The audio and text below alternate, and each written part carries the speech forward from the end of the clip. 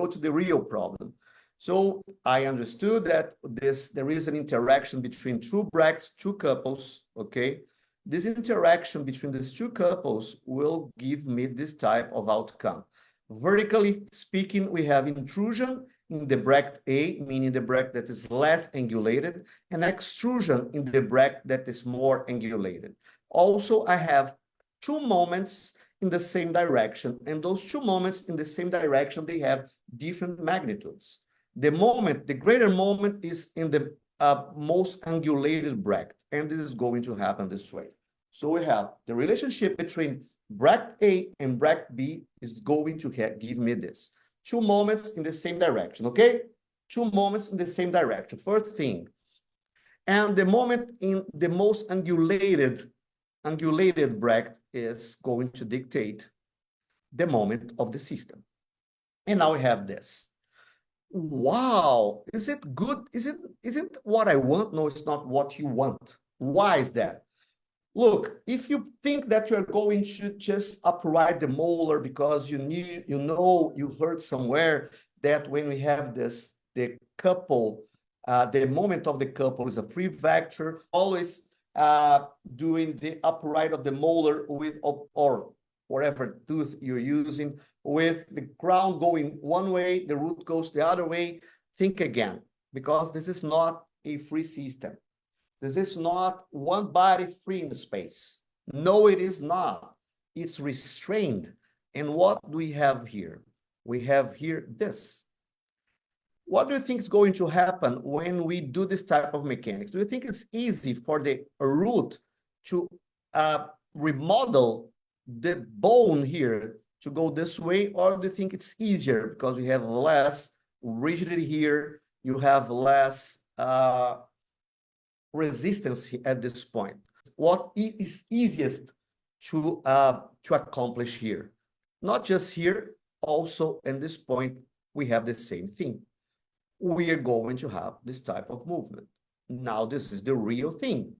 What happened here?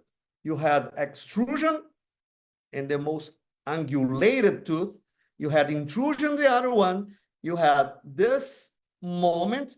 So this tooth is going distal with the crown because you have this contact here. And the molar is also going distal.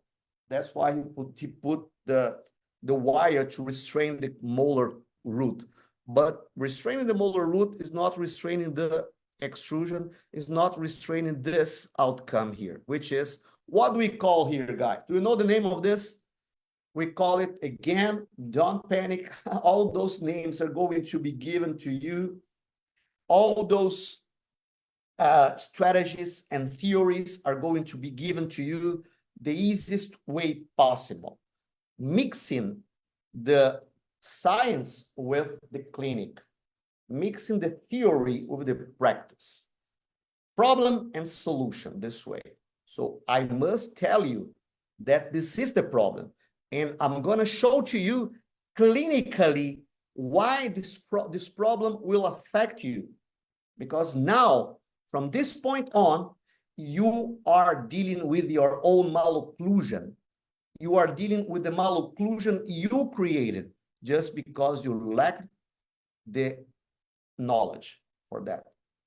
And simple like this, just one straight wire arch and the sequence of arch wire that people told you that is perfect, because this is a self-ligating bracket, this is some special mechanics, this is a special aligner. No, it is not solving your problem, because the problem is not the device. The problem is the mechanics, you know, is the mechanics. That's where you're going to grab one tool that you have in your toolbox to solve the problem. If you have just one tool, how can you deal with this now? Tell me, guys, tell me what you're going to do now in this case, not knowing the problem. Recognize here that this is better than this. This is before and this is after. With a good orthodontist, with a very good orthodontist, very talented orthodontist, but he didn't know that by using the straight wire mechanics, he could cause this type of problem. You more angulated will extruded, open the bite. You saw the sequence, and you have intrusion here. You see the wire. And we also have this, what we call it here, the roll bolt effect. Let me go back so you can see it again. What is going on? Let's say we have the premolar here, and this is the molar. Let's consider the molar. What's going to happen to this premolar if I use this type of mechanics? Because this is the geometry number 3, this premolar is going to rotate, to angulate with the crown going distal. More the crown going distal than the root going mesial. What we call it the roll bolt effect. The roll bolt effect is this. So we're having this type of outcome. So anterior segment is going down, going distal. It's angulating. Posterior segment is extruding, opening the bite, distalizing, angulate. What you want is that. The only thing that you got is this. What we have now, the rest of the problem is because of you, because of your mechanics. So this is the problem. How can you solve that without knowing biomechanics? Tell me something. What you're going to do that without knowing that you can apply another mechanics for that? Is if you want to open the space, you go this way. If you want to close the space, there is another way. I'm just using the plain strategy that I use for that.